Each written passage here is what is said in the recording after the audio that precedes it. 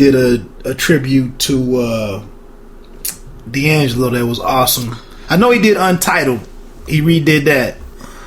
I can't think of the other three off the top of my head, but check that out. Holler at me. Let me know how you like that. Yeah, I didn't know about that. I've been listening to BJ, the Chicago Kid, for probably 2-3 years. Pineapple and Now Later. Yeah, a bunch of stuff. I'm waiting on his major release, like the MAFE project, and he is very good at redoing songs and, right, and like bringing them up to date. Right. So. He was also in the studio joint with Schoolboy Q, which is one of my favorites. I'm keeping an eye out on him for when he releases his main thing.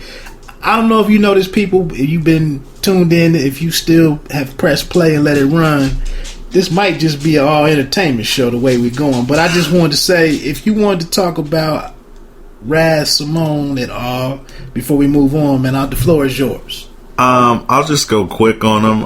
Raz is an artist who I inadvertently stumbled upon. I had downloaded a couple projects. I use a site called djbooth.net a lot, and they have put something up basically like artists you should know or look out for sort of thing.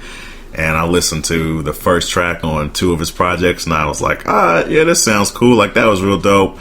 I downloaded it and kind of forgot about it because I had downloaded like 10 things that day. And kind of through a random shuffle on my phone, came across a song called Why Aren't You Mine? And forced myself to then delve into his projects. And great artist. Like, he is a rapper, but the music choices are very universal, and the topics range from everything from relationships and his life with or his relationship with his son, to his drug dealing and illegalities, and all the way back up to race issues and trying to motivate young people and black people, and just to switch a whole gear of thought. And I think anybody that is questioning what hip-hop is or where rap is going should check out Raz. I think he's a person that is making a statement right now.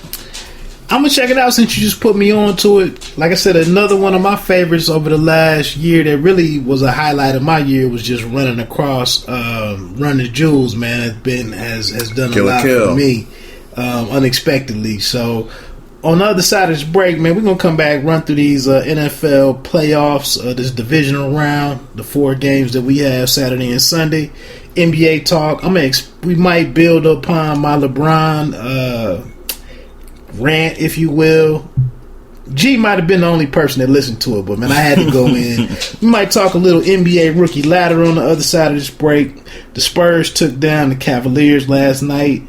Got some reactions to that. And then one thing that kind of we had to come back as Hoops and Hops was this best all-time point guards list that came out on ESPN.com earlier in the week.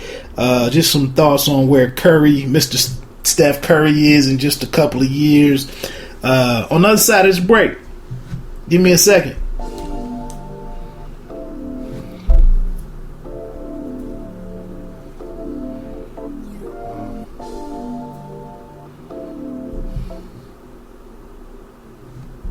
You are listening to Hey, We No Mind with show host Wood.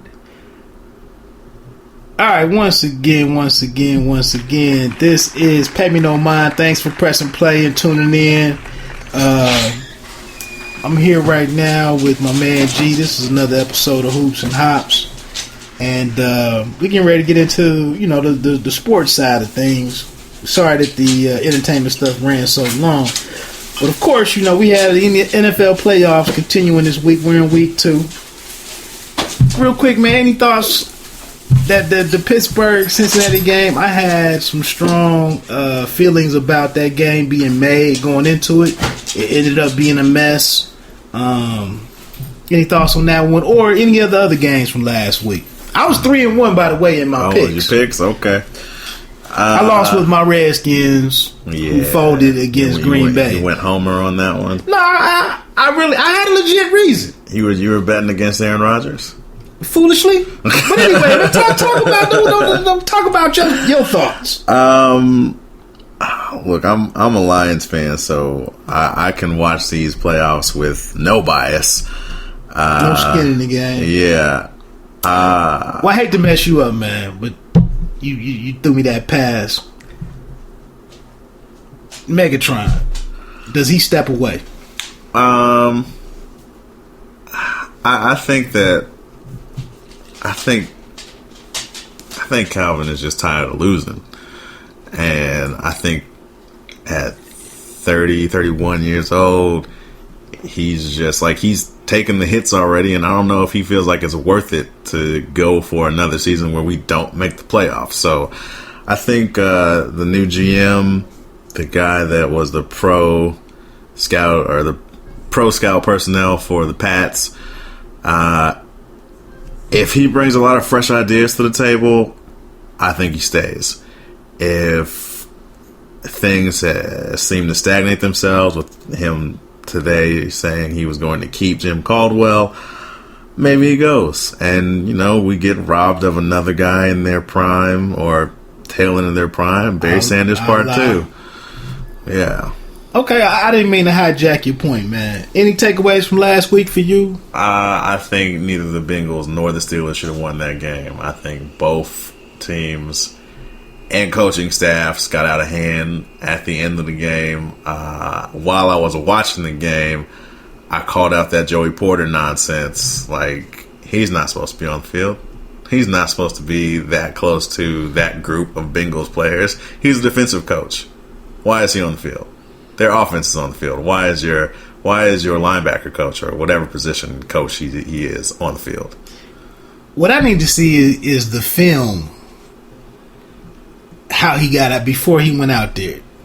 Did Tomlin talk to him? Right. Did somebody? I need to see some sideline footage on what happened. Joey Porter was known as a semi-dirty player in his day, but he knows the rivalry inside and out. Oh yeah, so he knows. And I don't mean that.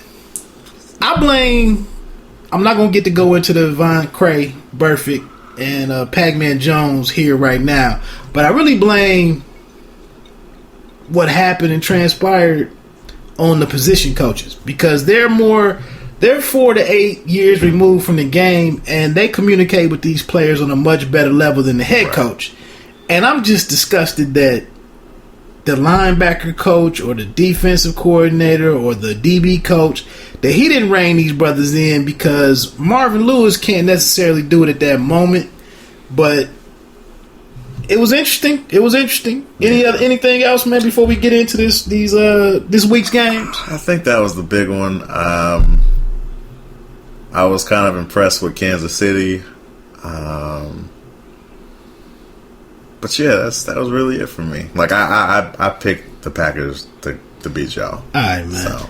You didn't tick me off now. All right, man. Let's run through these real quick, man. In about 5 minutes, if possible. First game, and I'm glad that they let us go to bed early on Sunday night. But we start tomorrow at 4:35 with KC visiting New England. Who you got now, one, and why? Pats, because I can't pick against Brady in the playoffs. KC started the discussion last year about whether Terrific Tom could be traded, whether the dynasty in Foxborough was over, and I think tomorrow they're going to bring that discussion back to the forefront when they thrash these boys. KC, wow. 8:15 in primetime, Green Bay versus Arizona. The Bird Gang. I'm picking the Cardinals. I believe in Carson Palmer, and I think that right now, I haven't believed in the Packers most of the season. Like Devontae Adams, way too many drops. You knew there was an issue when they got. Oh man, now I can't. This is terrible. This is one of the things like that. James Jones. When they got James Jones back, and he started taking targets away from their number 1 and 2. This is a guy that hadn't been in the league for a minute. He wasn't on a team. He got cut from a roster. And so, yeah, I Cardinals. I'm going to go with the Cardinals there. I'm a little concerned because I don't know them to be a perennial powerhouse. But am I wrong? I mean, Carson Palmer, year 2, year 3 in Cincinnati, he was a surefire Hall of Fame dude. I went and saw him play, and his mobility and his arm and throwing on the run, and he could do it all, throw from the pocket.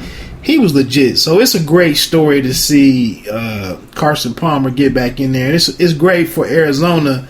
And my man, Bruce Arians, is the coolest brother. He's the coolest brother in the league. Man, I think he got, what did he have, a cognac commercial or Crown Royal or something? Maybe. I wouldn't be surprised. And the Kango and the red Kango. Right, which he's paying for every time he wears it. That's not a licensed for NFL product.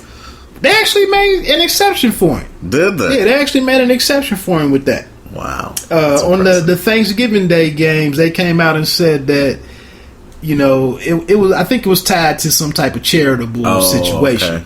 But the last time Green Bay and Arizona got together, both of them had like 40-something points. Yeah. 500, yards worth of offense. It's gonna be good. I just don't believe in Green Bay's offense, so shouldn't be. But I'm a little disappointed that Honey Badger's gone from Arizona. But I'm going with Arizona there. The big one of the weekend just might be Seattle versus Carolina on Sunday at 105.